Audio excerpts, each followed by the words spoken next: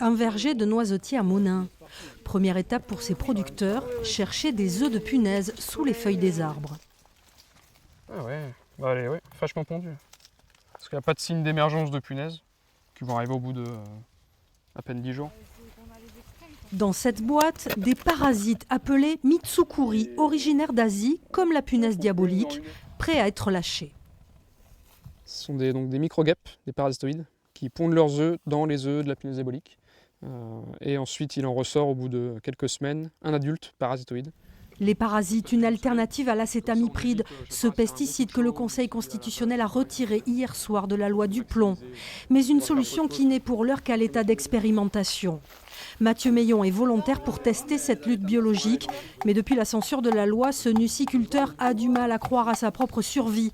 L'an dernier, sa production a été amputée de moitié. Oui, c'est un coup dur parce qu'on nous interdit des produits et on n'a pas de solution en face. Et donc là, on se demande comment on va pouvoir continuer notre métier. Et voilà, en sachant que les espèces arrivent d'autres pays et on n'a pas de solution, quoi. Et on importera toujours des noisettes de l'étranger. Chaque micro-guêpe coûte 3 €. 500 ont été lâchés aujourd'hui. Une expérimentation financée pour partie par les producteurs de la coopérative Unicoque.